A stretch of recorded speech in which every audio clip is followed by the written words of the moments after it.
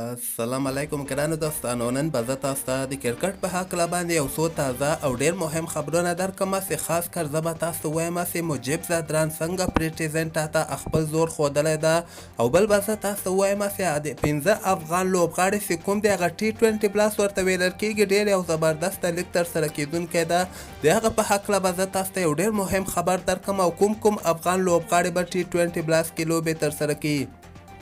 نو ویډیو تر اخره پورې وګورئ، په هر څه به تاسو پوه سئ. راځم زه تاسو ته دغه اولنی خبر درکوم چې نن د نیدرلینډ او نیپال هم شروریزه لوبه ترسره سوله. حالانکې دغه لوبه که موږ وګورئ افیلیټ ټیمونه دي، خو اول ورته دوی یو سیریز برابر کړی چې په دغه کې ملیشیا هم ده.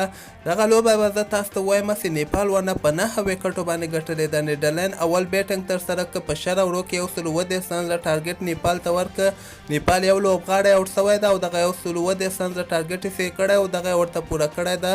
سندیپ لامچانې چې د نیپال یو لیګ سپینر د زیاتره لیګونو کې مخیستل کیږي، هغه بیا په څلور اوورو کې 22 رنزه ورکړي دي او همدغسې د نیدرلینډ 2 لوبغاړي هم آوټ کړي دي.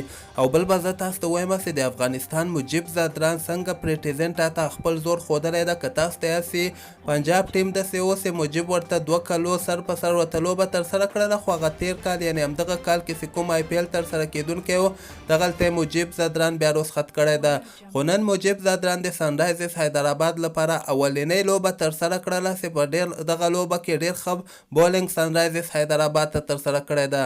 دغه لوبه که موږ وګورو ممبئی انډین اول بیټنګ ترسره کوي، 151 رنزه ټارګټ یې سنرایزرز حیدرآباد ته ورکړی او چې په نن لوبه کې مجیب ورته 2 لوبغاړي آوټ کړي دي 4 اوورو کې او صرف 29 رنز یې ورکړي دي.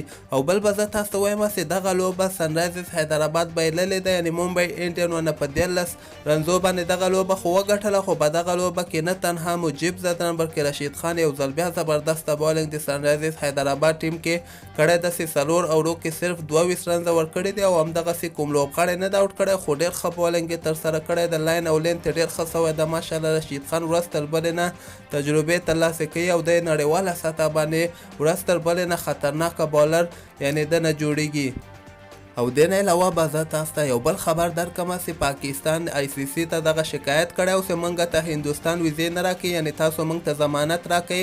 خو بل خواته ICC بیا هندوستان باندې دغه فشار اچولی ده چې تاسو پاکستان چې کومه لانجه تاسو خپل مابین کې ده، خو کرکټ کې موږ دغسې لانجې نه منو او تاسو به پاکستاني لوبغاړو ته ویزې ورکوئ. د دوی جرنلسټان چې کوم دي او مینوال چې کوم هلته درځي هندوستان ویزې یعنې باید تاسو دوی ته ورکوئ. خو بل خواته هندوستان تېره ورځ دغه ګارانټي ICC ته ورکړې ده چې د پاکستان ټولو لوبغاړو ته به موږ ویزې ورکوو او د دوی دغه جرنلسټان چې کوم دي دغه هم که چېرته راتګ غواړي نو دوی ته هم د موږ دروازې خلاصې دي، یعنې دوی ته به ویزې ورکوو یعنې ضمانت یعنې هندوستان ICC ته دغه ضمانت ورکړی ده چې هېڅ کوم قسمه مشکل به د پاکستاني لوبغاړو ته نه راځي. نو دې نه دغه معلومیږي چې دغه نړیوال جام کپ چې کوم ده دغه به په هندوستان کې ترسره کیږي. او تاسو ګورئ IPL څومره کامیابۍ سره روان ده دغه حالانکې هندوستان کې د وایرس هم ډېر زیات په خپرېدونکی ده، خو بل طرف ته میدان کې خلک نه پرېږدي خو دوی کنټرول کړی غوندې. او بل به زه تاسو ته وایم چې هندوستان دغه اعلان هم کړی ده چې په 9 ځایونو کې به د ICC T20 ورلډ کپ چې کوم ده دغه لوبې به ترسره کیږي. په دغه ځایونو کې چینای ده، کولکاتا ده، راجستان ده، ممبئی ده او بعضې نور ځایونه دي چې په 9 ځایونو کې به د ICC T20 ورلډ کپ لوبې که خیر ترسره کیږي.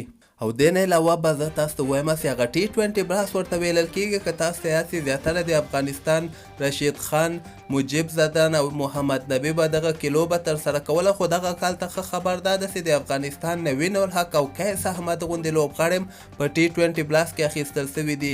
رشید خان، محمد نبي او مجیب زدران خو اول نه اخیستلي ول، خو دغه درې لوبغاړو نه علاوه قیس احمد او نوین الحق هم په T20 بلاس کې اخیستل سوي دي. او زه به تاسو ته وایم چې T20 بلاس د انګلند یو ډېر مشهوره لیګ ده چې دغه به که خیر جون نه هم تاریخ باندې شروع کیږي او تقریبا 3 نیمې دي که 4 میاشتې دغه شروریزې لوبې دوام کوي. نو د افغانستان لوبغاړي دغسې لیګونو نه به هم ډېره زیاته تجربه ترلاسه کړي، خاص کر دغه ځوان لوبغاړي لکه نوین الحق او قیس احمد.